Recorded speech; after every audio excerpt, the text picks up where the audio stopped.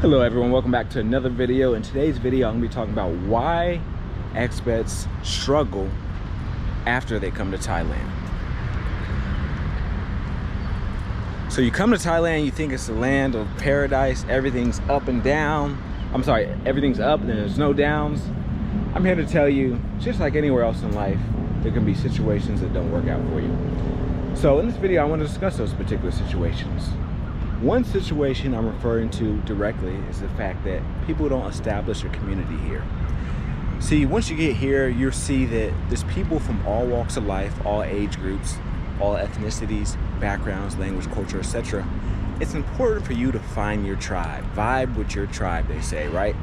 Whether it's digital nomads, whether it's entrepreneurs, retirees, etc. It's important that you find these people who get along with you and you get along with them. There's many Facebook groups, there's Instagram circles, there's Discord groups. You just have to find them. Sometimes you just gotta leave your house, right? Me personally, I rather meet people in the physical form rather than online. There are some people I've met online and then we later met in person, but I'd rather meet you face to face and have that interaction with you. That's gonna make your experience way more better, and you'll notice that it will give you more activities to do, a different viewpoint on life, right? Now, another reason expats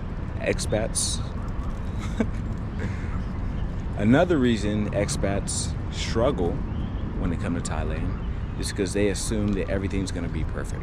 I'm here to tell you, you're gonna have moments that frustrate you, upset you.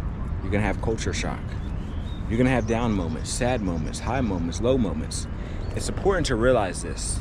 Thailand is not necessarily just a paradise where everything's gonna be perfect. You wanna be aware of that and don't let that ruin your mood or your vibe. You may be sad for a few days, you may be sad for a week, you may be sad for a few moments, but it's important to remember to keep the positivity going and don't let anything bring you down.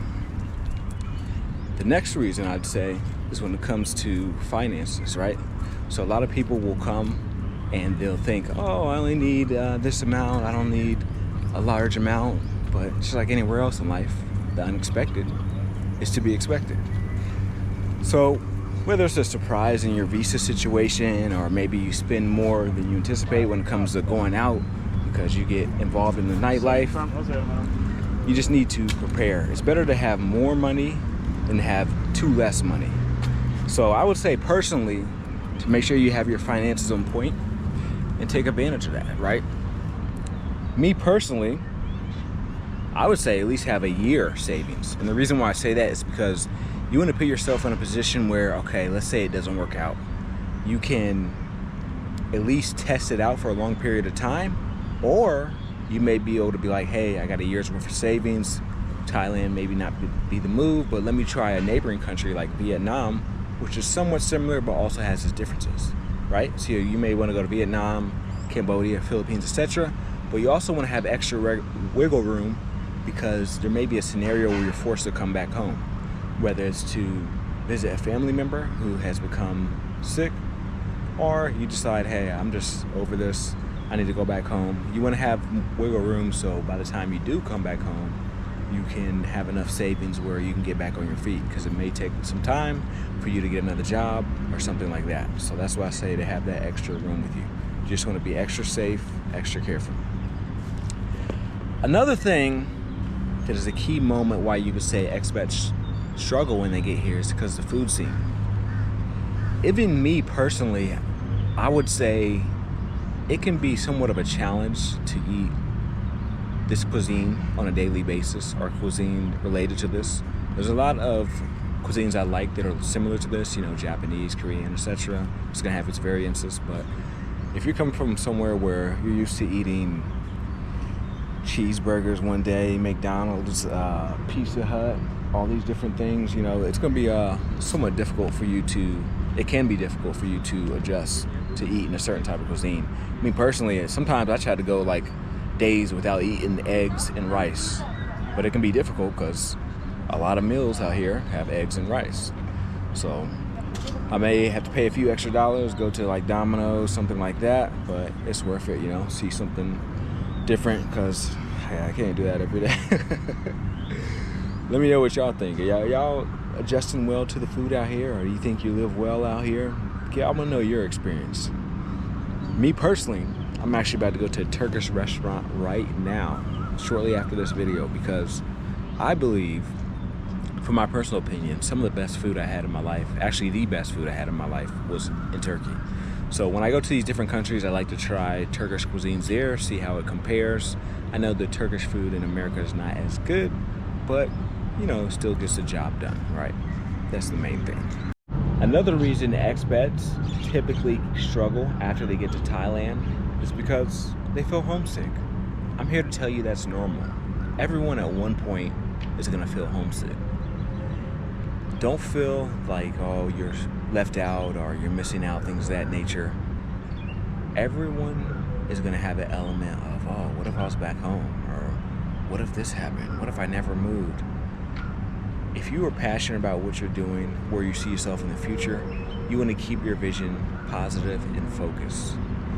You can have moments of doubt, voices may creep in your head, people in your surroundings may get in your ear, but you want to remember what caused you to move to Thailand. Is it worth it?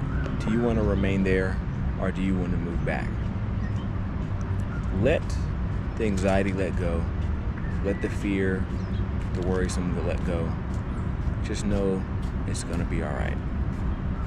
Speaking all right, I want to talk about another point, and that's the culture shock. You may come from an area like, let's say you're from New York City. People may be more direct. Hey, I don't like you. Hey, what's going on here? They're more confrontational, more in your face.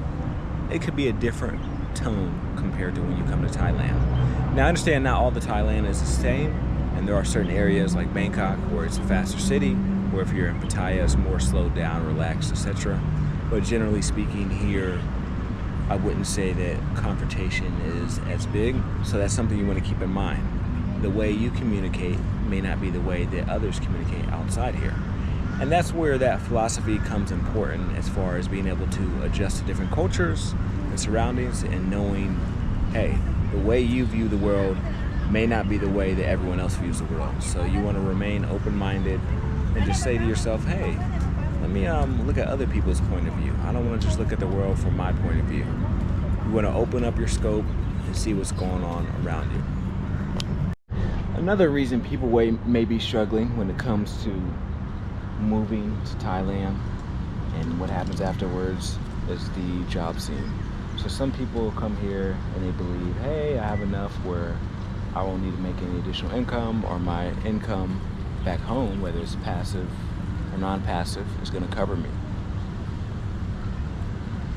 You can get a job out here, and I've met expats who have a job out here, started their own business, or I met this one guy, if you've seen my earlier videos, he got connected early because he happened to meet someone who was doing like buildings, so he got into the architecture game. As you know, Bangkok, Thailand is growing very fast, right? So when he got out here, he said, hey, I just got lucky. I happened to meet someone who was looking for someone in my field as far as the different jobs.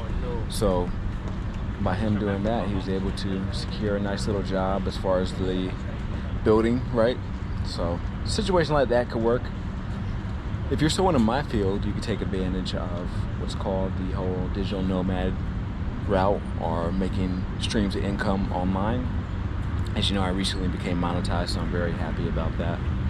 But there's a lot of people who they can make money from TikTok, YouTube, Instagram, all these different sources, right?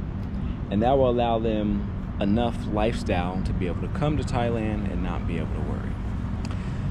The final thing I wanted to touch on was the education. Now, some people may say that they believe the education system in their country is superior to here.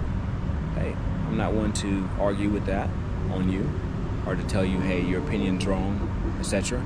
I would say do your own independent research and come to your own conclusion.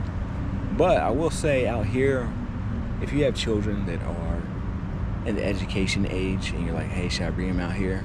Just to let you know, they do have private education out here as well as international schools. So if you want to make sure your kid has a certain accent growing up, because that can be powerful in this world, or if you want to make sure they get a quality education, you can explore those options.